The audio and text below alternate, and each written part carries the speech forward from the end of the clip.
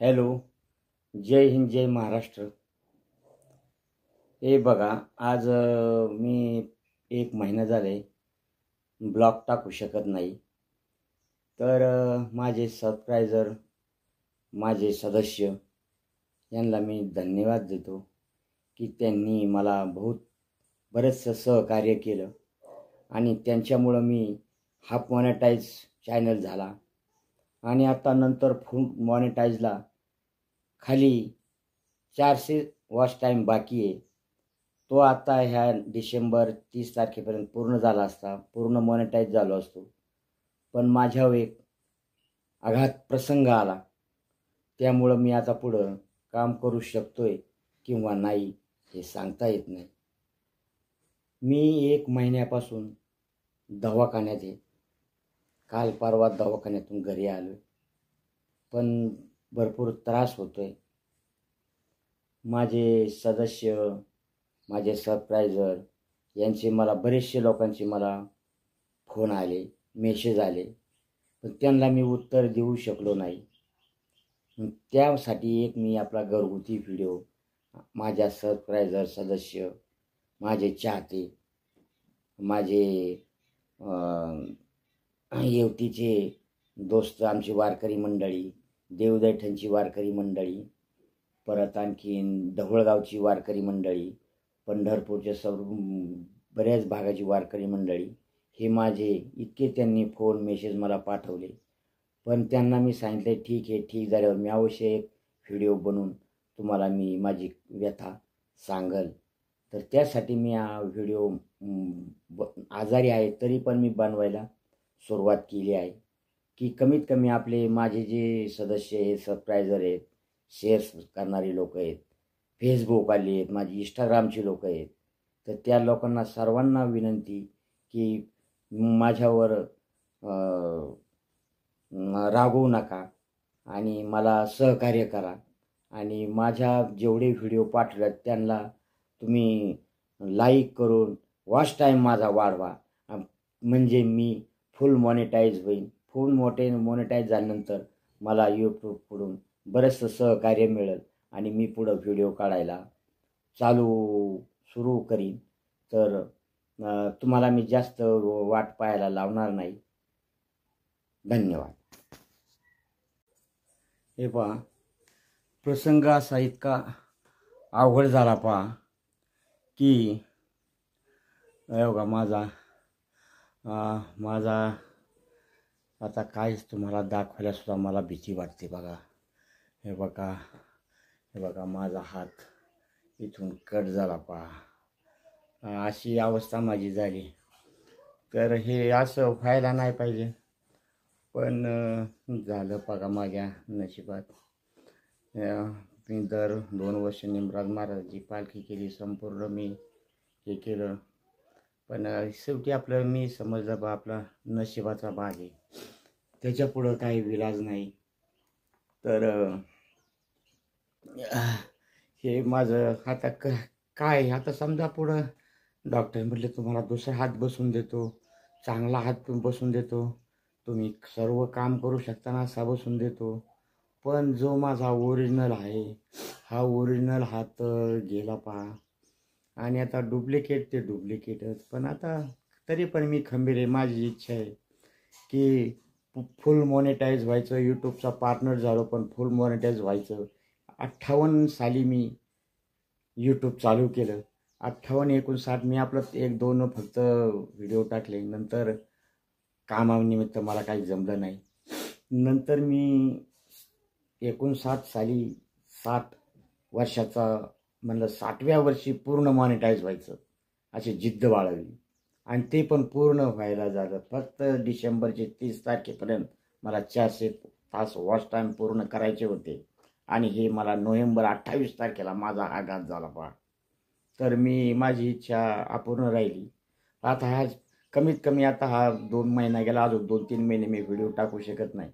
तर माझे 400 तास वॉच टाईम भरून काढण्यासाठी माझा व्हिडिओ हा सर्व लोकांना शेअर करा, पाठवा आणि माझे 400 तास वॉच टाईम पूर्ण करा.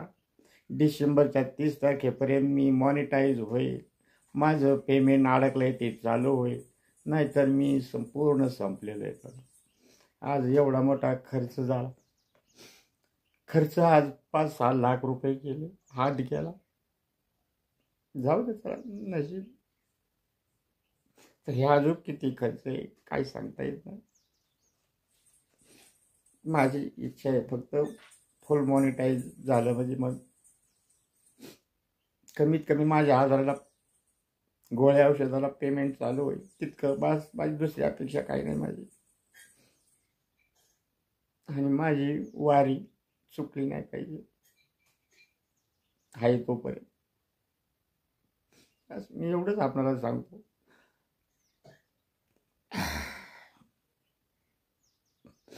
हे आता इथं कुणी नाही म्हणून म्हणलं, आता आपल्या सदस्य, माझे सबस्क्रायबर, माझे चाहते, मला मानणारे, त्यांच्यासाठी मी आजपर्यंत कोणाला काही सांगितलं नाही.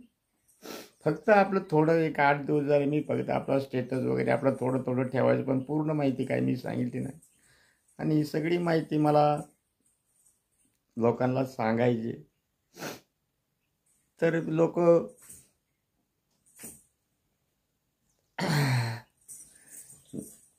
लोकांना काय सांगू, काय दाखवू. मला आल्यापासून 1000-2000 माणसं येऊन भेटून गेली, पण ते मला त्यांना भेटायची सुद्धा इच्छा होत नाही. अरे झालं काय आपलं.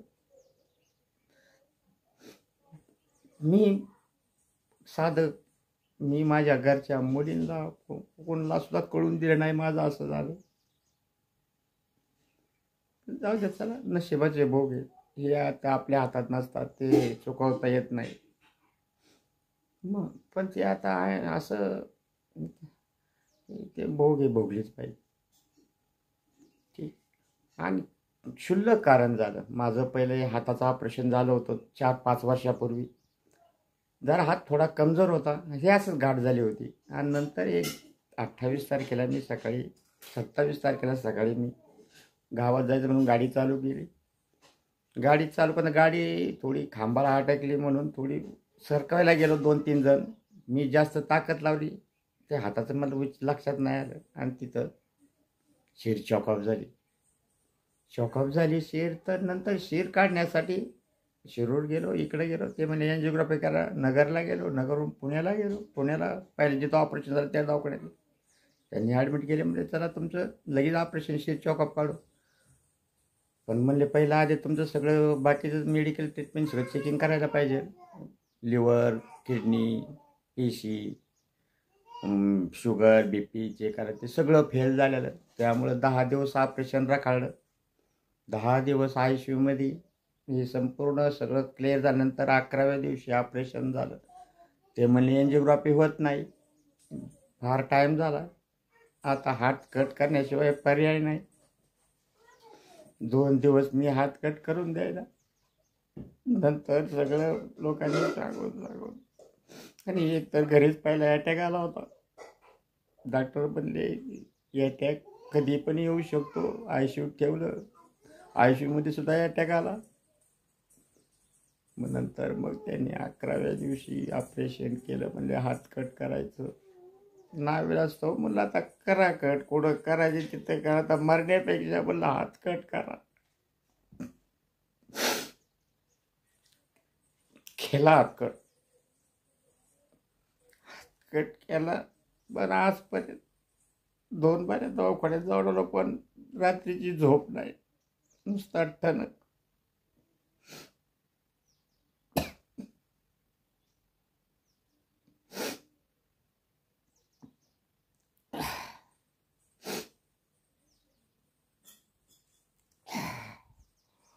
विलाज नाही. ईश्वर सत्य पुढे विलाज नाही, तिथं कोणाचं चालत नाही. फक्त आता इच्छा आहे तेवढं 400 तास वॉच टाईम पूर्ण करणे, इच्छा पूर्ण करायची, बस तेवढंच. आता काय, ते 15 दिवसाचं काम राहिलं होतं फक्त. 2023च्या आतच मी मॉनिटाईज होत होतो. 15 दिवसाचं काम बाकी होतं. मग जाऊ दे चला, विलाज नाही आता. माझ्या फक्त चॅनलला सबस्क्राईब करा, लाईक करा, शेअर करा, लोकांच्यावर पाठवा, माझं वॉच टाईम वाढवा. सबस्क्राईब करा.